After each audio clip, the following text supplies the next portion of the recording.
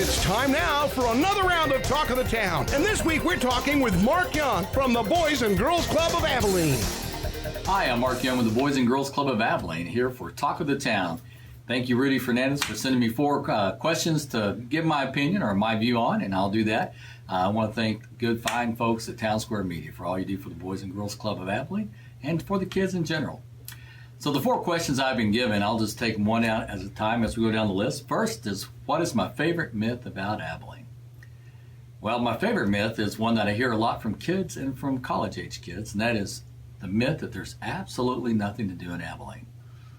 If you think there's absolutely nothing to do in Abilene, it's time for you to yank your earbuds out, get off the couch, take a shower, put on something that match, and walk outside. Because my goodness, we have everything. We have great museums, we have a fabulous zoo, we have excellent parks. If you like music, we have country and western music, we have rock and roll. If you want classical, we've got a fantastic philharmonic here. You like jazz? Our high schools and our college campuses have fabulous jazz concerts.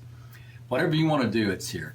Movies, we got plenty of movie venues to go see movies in. In fact, you can do the retro thing. Go down to the Paramount and let Robert Holiday talk to you about the history of the movie before you actually see something classic. And it's just fabulous, a great night.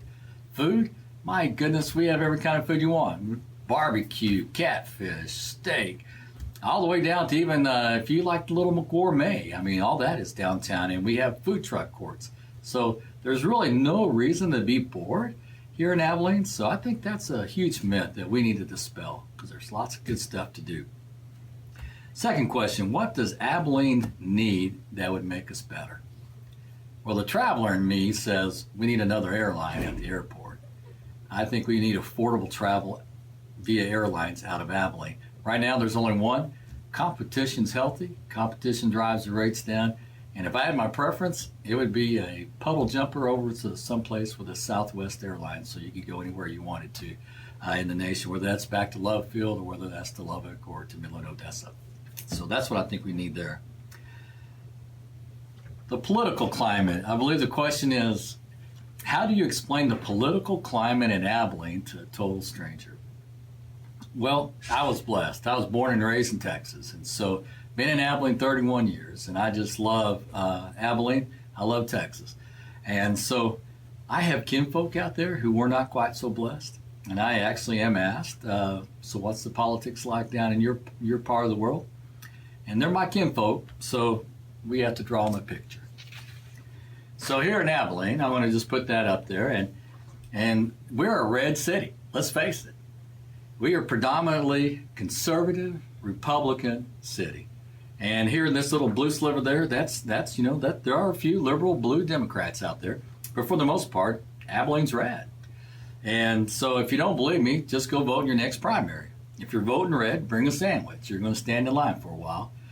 If you're blue, stop by on your way to work. You're going to be in and out in 15 seconds. There's just not a line there.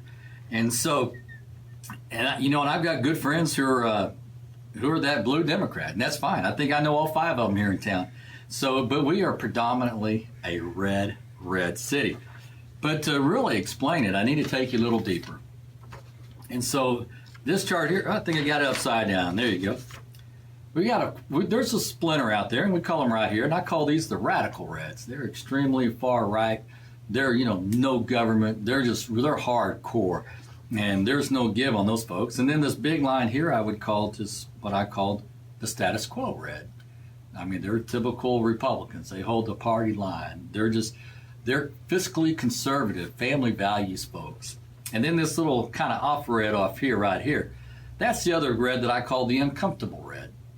And the uncomfortable red gets uncomfortable when the radical red and the status quo red start fighting.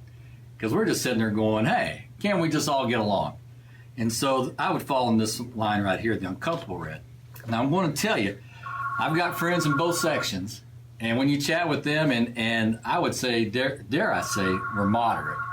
And when you use the word moderate, I think in their eyes, they really think that means I'm actually blue wearing a red shirt. Deep down, I'm probably very liberal. I'm not. I am moderate. I don't like extremes either way.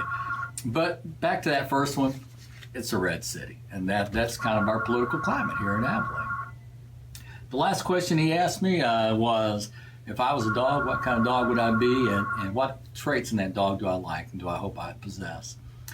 Well, I hope that I'm a border collie. I love border collies. Man, they're full of energy. They're hardworking dogs. I love work.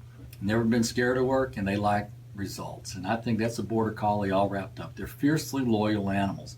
In fact, some folks would even say they are pretty much a one-person dog. I mean, that's for their loyalty. They work really hard for the mission, for whatever their mission is.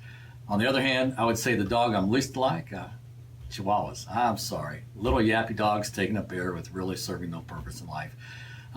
So let's go with border collies. Border collies are cool. And I hope that that's the kind of dog that I'm like. So anyway, hey, thank you for letting me give you 4 answers to 4 random questions. And if you disagree with any of it, especially the political side, please call Rudy Fernandez at Keen 105. He would love to discuss it with you. Thank y'all.